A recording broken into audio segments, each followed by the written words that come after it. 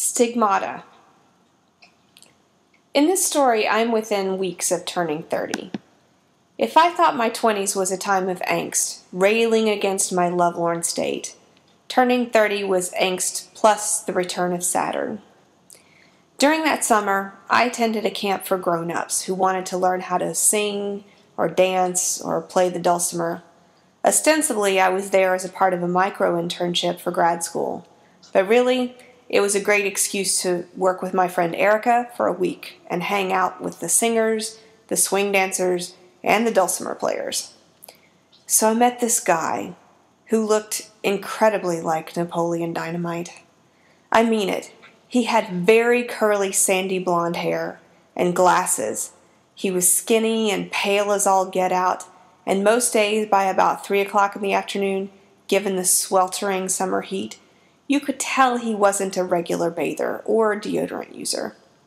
His name was Jesse. Somehow, though, with my approaching birthday looming large and the hormones raging, all of a sudden, that special summer phenomenon overcame me. Camp crush. We would only be together for a week. I had to act fast. Before I knew it, it was Wednesday evening, the night of the big dance, and I still hadn't found a way to get his attention.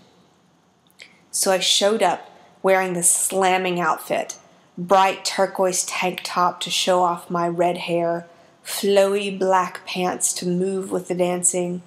I was hoping desperately that he would ask me to dance. Given that he was a swing dance teacher, I felt that my chances were pretty much good. About midway through the second set, they started to play I Will Survive. God, I love that song. It's like the women's national anthem. I know just what I'll do to get his attention, I thought. Now, I'm not a dancer per se, but I'm a sort of a dance groupie, and I also love dance movies. I've basically studied that one dance move in the movies where they run and slide across the floor on their knees. It happens in Greece at the National Bandstand concert, and I think Kevin Bacon does it when he comes triumphantly back into the prom at the end. It is a showstopper. I had never tried it before, but, well, this was my chance. In a last-minute decision, I thought that I should take my shoes off so I wouldn't scuff them. As Gloria S. Gaynor made her transition from the slow and building, I spent oh so many nights thinking how you done me wrong, but I grew strong, and I learned how to get along, to the fast and thumping, and now you're back from outer space. I not only heard the music, I was the music. I performed said dance move by launching myself into outer space. It was an old gym floor, but I probably slid a good 10 feet across it, and somewhere around halfway through, I knew something was terribly wrong. Even though I was in a lot of pain, I sprung up off the dance floor and started dancing wildly, like I had just performed the trick of the century. The people who saw me do this were applauding and hooping and hollering. I just kept on dancing and smiling what I hoped was a confident smile. As the song faded out, I slowed and discreetly looked down to discover that I had giant, gaping wounds in the tops of my feet. They were angry red, with gym floor dirt cramped down behind open, flapping skin.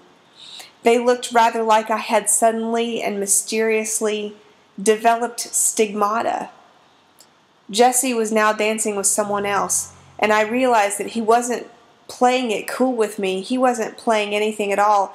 He didn't even notice me. One way or another, I thought to myself as I hobbled across the dance floor to the sidelines at the end of the song, I may survive, but this is not going to garner the kind of attention I was looking for. My stigmata took a long time to heal. It was at least 2 weeks before I could put on a sock, much less a shoe that went across the top of my foot. There were times when I wondered if somehow I had taken off so many layers of my skin that maybe I'd actually shaved off the first few layers of bone as well. The wounds became infected over and over again, and and they would seep unspeakably nasty things. It was right up there with the time when I was 13 and had carpet burn over 30% of my face and tried to cover it up with makeup, but that's another story for another time. Finally, 6 weeks after I'd left the camp behind, when the idea of being Jesse's girl was fading into a weird anecdote, I had to accept the cold, hard fact that I was going to bear the reminder of that moment for the rest of my life. From time to time, I would think about Jesse, and I would imagine a different scenario on the night of the big dance. What if I had just gone right up to him and said, "Hey, can I dance with you?" I'll never know how or whether it would have worked out differently. What I do know is this. The simple act of growing older and definitely wiser is very empowering. I now have some evidence, empirical and physical, that there are better ways to get a man's attention. And I have some much better dance moves.